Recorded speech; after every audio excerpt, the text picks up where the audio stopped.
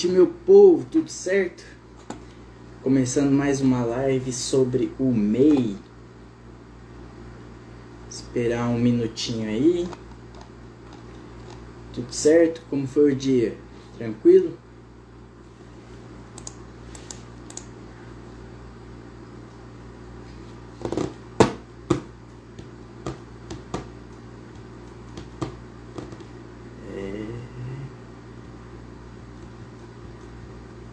Vamos lá.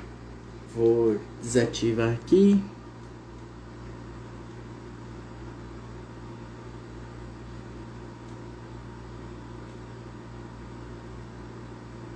Certo?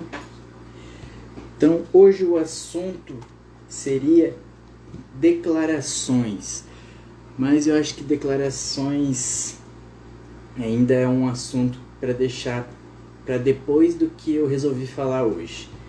Folha de pagamento. Isso não é um grande problema aí. Ou é, né? Para a maioria dos MEIs.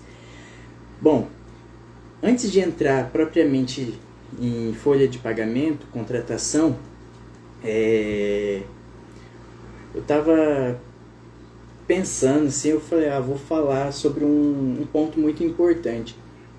Tem casos que muitas empresas fazem de contratar MEI, em vez de contratar como funcionário, ele contrata um MEI para fazer a função de funcionário. E tem casos específicos que tornam isso errado, né? O que torna a contratação do MEI incorreta? É a pessoalidade, subordinação e a habitualidade. Então, assim, eu fui contratado para prestar um serviço para uma empresa. Porque tem isso, né? Uma empresa maior pode contratar um serviço de um MEI como se fosse uma terceirização de determinada função.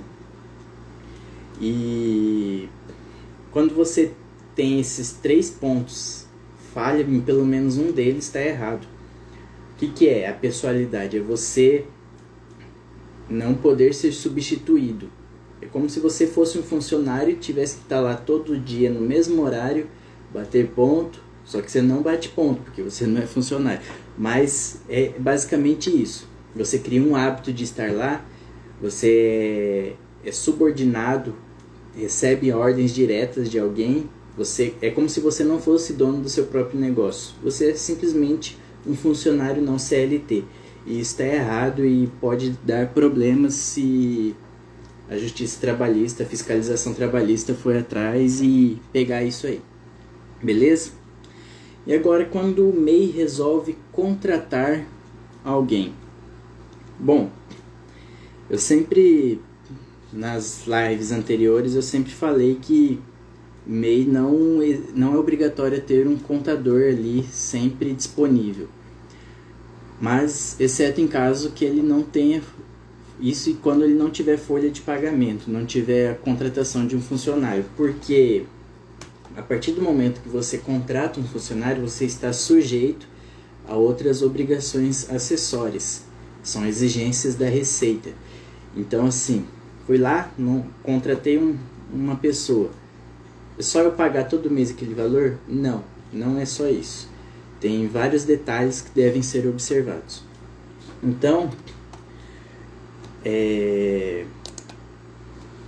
o MEI ele pode contratar apenas uma pessoa. O salário deve ser ou o piso salarial da categoria, da função que você está contratando, ou o salário mínimo. Nunca mais que isso, porque senão você vai ser desenquadrado do MEI. Porque ou é salário mínimo ou o piso salarial da categoria. Então, você tem um passo a seguir. Você primeiro vai ver o piso, né? Ou a outra opção, vai solicitar toda a documentação para registro. Daí você tem que ter identidade, CPF, se for homem maior de idade já tem que ter a reservista, título eleitoral, carteira de trabalho, comprovante de residência, certidão de nascimento ou casamento, declaração de dependentes do imposto de renda e salário família. E são vários PIS, vários documentos exigidos. E a pessoa que você vai contratar tem que te apresentar tudo isso. E lembrando, tem que também ter o atestado de saúde ocupacional, o exame admissional. Então, tem que passar todo esse processo. Daí vou registrar. Assina a carteira. Agora ele é meu funcionário. Assina a carteira, contrato de trabalho.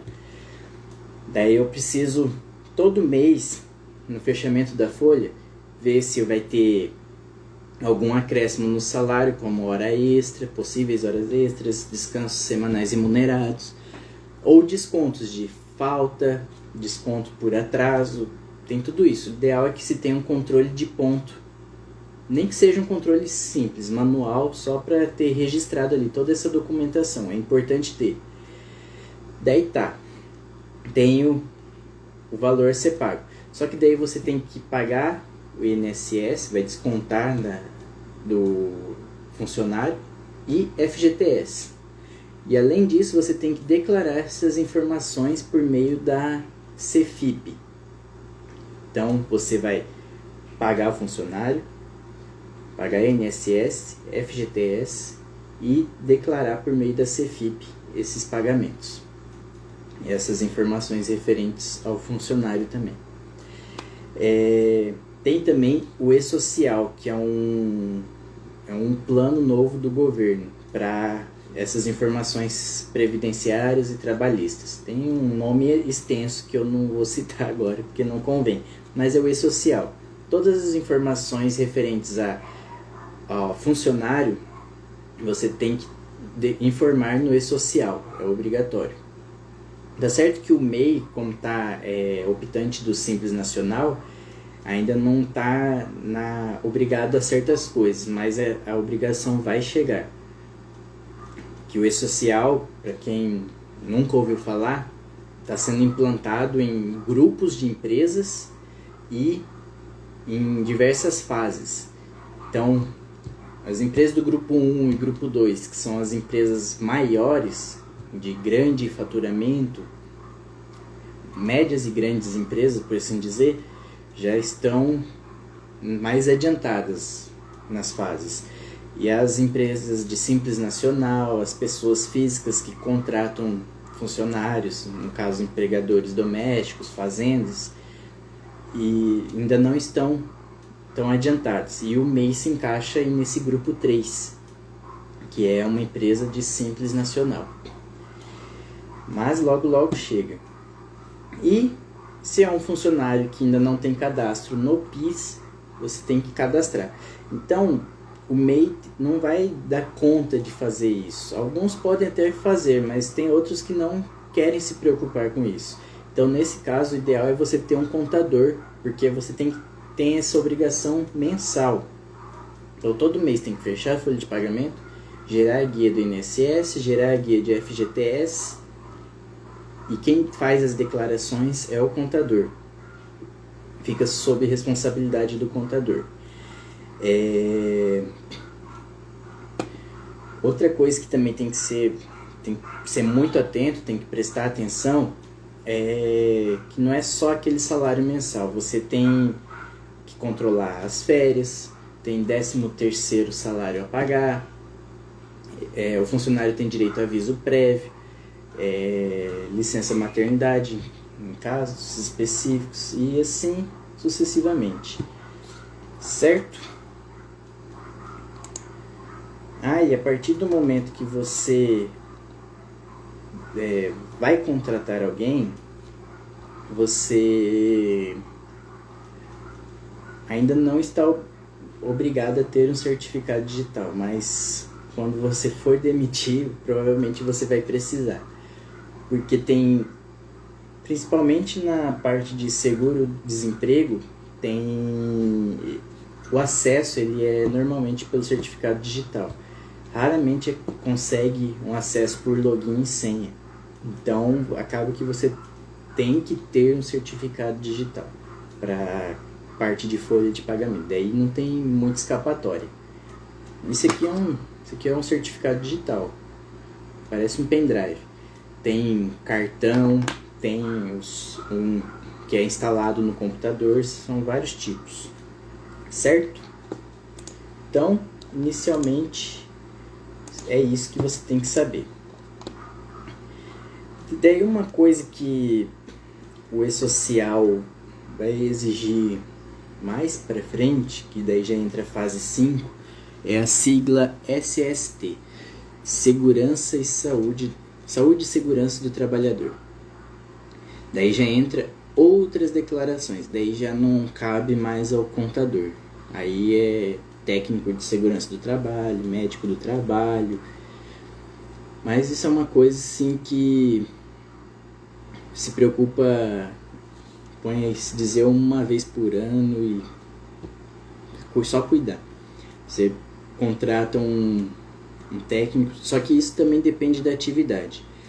Se for uma atividade que não apresenta riscos físicos, químicos, biológicos, você acaba sendo, e ergonômicos, você acaba sendo, não tendo essa obrigação de apresentar o PPRA, PCMSO. Agora, sou um MEI, sou um terceirizado que trabalha para uma indústria onde tem muitos riscos ambientais. Daí você tem que ter o seu próprio PPRA e PCMSO, mas não é um bicho de 7 cabeças, por assim dizer. Você tem que ter, porque as empresas grandes, elas são responsáveis por todo mundo que está trabalhando ali dentro, exercendo as suas funções. E se acontece algum acidente, sobra para ela. Então ela exige de você que você tenha certos cuidados. Então você tem que ter os exames em dia, exames periódicos, tem que ter treinamento, EPI, que são os equipamentos de proteção individual. E se você tem um funcionário, aí você também é responsável por ele. Então tem tudo isso. Então assim, só que assim, é muito difícil outras funções exigirem esses relatórios. Que nem eu vou fazer uma coisa, vou ser um digitador, que tem a atividade de digitador para o MEI, e vou contratar um auxiliar. Peguei muito serviço, vou precisar de um auxiliar. Ali você não tem risco químico, não tem risco físico nem biológico, mas é onde muito pega, que é o risco ergonômico. O que é o risco ergonômico? É o risco postural. Então eu vou ficar muito tempo sentado ali no escritório, vou ter que ficar ali de frente para um computador, mexendo com organização de documentos. Então isso pode dar algum tipo de lesão ao seu funcionário.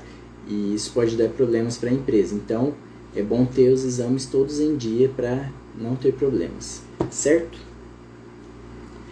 Uma outra coisa que é interessante lembrar aqui é sobre a RAIS. A RAIS é um relatório anual. RAIS é uma sigla, é Relatório Anual de Informações Sociais, que está sendo extinta também. O e-social está extinguindo várias coisas e unificando. E essa RAIS é uma informação que você apresenta todo ano referente aos seus funcionários, ao seu funcionário, no caso, que no mês só tem um. E ainda está obrigatório a ter RAIS. Só que só é obrigatório entregar a RAIS a partir do momento que você contrata alguém. Antes de contratar alguém, você não se preocupa com isso. E quando o e-social chegar na fase que pega ali o MEI e desobriga ele da RAIS, daí também não vai se preocupar, vai estar tudo no e-social. E, além da RAIS, temos Tinha também o CAGED, mas o CAGED já foi totalmente extinto. O CAGED era a informação que você tinha que enviar, que você... contratei alguém nesse mês, então no outro mês você tinha que informar o Ministério do Trabalho que no mês anterior você tinha contratado alguém. Ou quando eu demitia alguém, daí tinha que informar também. Mas isso foi totalmente extinto, o E-Social já cobriu isso. E documentação. A partir do momento que você contrata o funcionário, você está sujeito à fiscalização trabalhista. E o que a fiscalização trabalhista vai cobrar? Vai lá, bateu na porta da sua empresa. Vai cobrar olerites, ver se os contratos estão todos em dia, se não está devendo férias, 13º, aquelas coisas de sempre. Então, tem uma pasta com todos os documentos relativos ao seu funcionário. Mantenha essa organização. Então, lembra que na live anterior eu falei, tem um arquivo onde você tem a documentação de receitas e despesas da sua empresa. Você vai contratar um funcionário, você tem que ter um arquivo só para parte do funcionário. Tem que ter os olerites todos assinados, com data, recibos de férias e etc.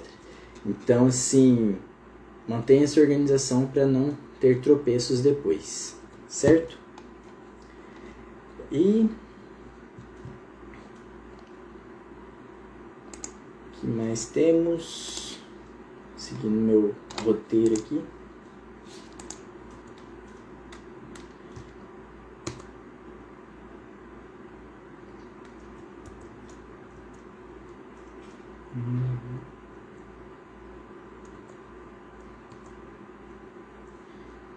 Uma coisa interessante, enquanto a RAIS ainda é obrigatória, você contratou, tem que entregar a RAIS todo ano. Daí você demitiu, daí você entrega a RAIS negativa todo ano para não ter problemas.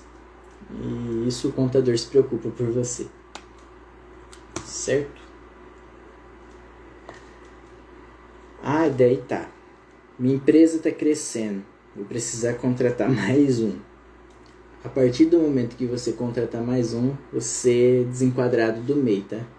Você se torna uma empresa ali somente do Simples Nacional.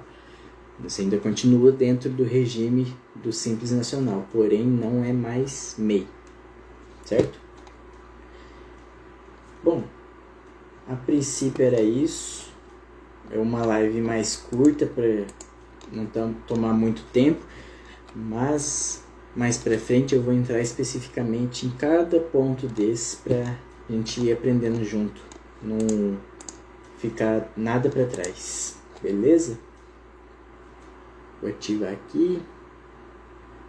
Se tiver alguma pergunta, alguma dúvida.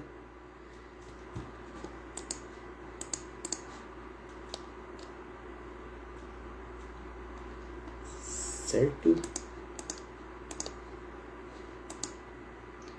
É isso aí, pessoal. Fique com Deus. Até a próxima.